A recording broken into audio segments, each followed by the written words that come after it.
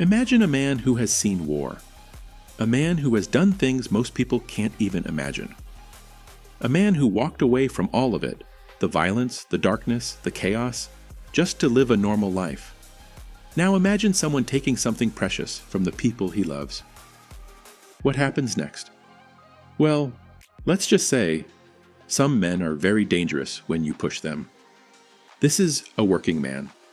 And trust me, you're going to want to stay until the end. We open on a construction site in Chicago. It's loud, it's dusty, and right in the middle of it all is our guy. Let's call him Levon. Levon is a foreman. He shows up on time, works hard, treats his crew with respect, and doesn't ask for much in return. The workers love him. His bosses trust him. And when loan sharks come around to rough up workers who are a few days late on payments, Levon steps in, quietly, firmly. And the loan sharks leave. He's that kind of man. But underneath all of that calm, there's pain. Deep, quiet pain. You see, Levon used to be a soldier. An elite one. The kind who goes on missions that never make the news. And when he came back from all that, his personal life had already fallen apart. His wife was gone. And now his young daughter, the most important person in his world, is living with her grandfather, a wealthy man who doesn't think Levon is fit to be a father. Levon gets 2 hours a week with his little girl. 2 hours. And that time might be cut even further because the grandfather is playing dirty, trying to push Levon's buttons, hoping he snaps. You're an unsafe parent. But Levon doesn't snap. He shows up. He stays calm. He fights through the courts. He just wants his daughter back. That's all he wants. Now meet the Garcia family. Joe, Carla, and their teenage daughter, Jenny. They're good people. Joe actually runs the construction company where Levon works, and the two men have a deep friendship built on years of trust.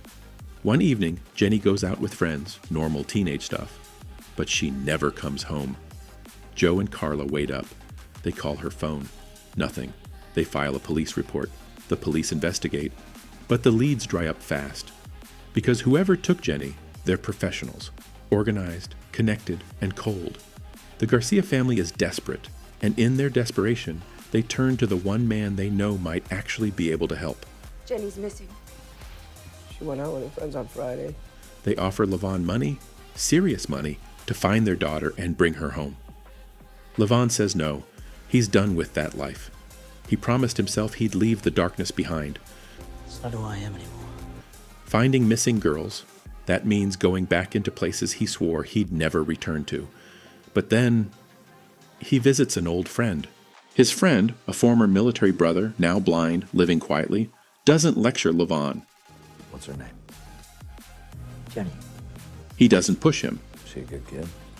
She's a great kid. He just asks one simple question. What's the right thing to do? And Levon already knows the answer. He just needed someone to say it out loud. He goes back to Joe and Carla. He looks them in the eyes. I'll bring her home. That's it. No dramatic speech, no conditions, just a promise. And when a man like Levon makes a promise, he keeps it. Levon starts where Jenny was last seen, a bar. He watches, he listens. He notices things most people would walk right past. The bartender knows something. So Levon follows him home. What happens inside that apartment? It isn't pretty, but Levon gets answers. Jenny was taken by a network, a Russian crime organization that deals in some of the most horrific things imaginable. Russians. Fuck. And the bartender? He wasn't just serving drinks, he was helping them. Levon works his way up the food chain, quietly, methodically, leaving a trail of consequences behind him. Each person he finds leads to someone bigger. Each clue pulls him deeper into an underground world of traffickers, corrupt cops, and men who think they're untouchable. But here's the thing about men who think they're untouchable. They've never met Levon. The crime organization starts to notice. People are disappearing. Clean operations are being disrupted. Someone is hunting them. Their bosses send out their best men to stop this threat. Find this man and bring him to me. And when those men find Levon, he's ready. What follows is a series of brutal, intense confrontations. Hand to hand, close quarters, no mercy. Levon doesn't fight like a movie hero. He fights like a soldier. Efficient, purposeful. Every move has a reason. The bad guys realize quickly, this is not a man you can scare. You cannot threaten him, you cannot buy him, and you absolutely cannot stop him. But then, they find his weakness. When criminals can't beat a man directly, they go after what he loves. And that's exactly what they do. Levon's daughter, his little girl, the one person in the world he is fighting to protect. Suddenly, she's in danger too.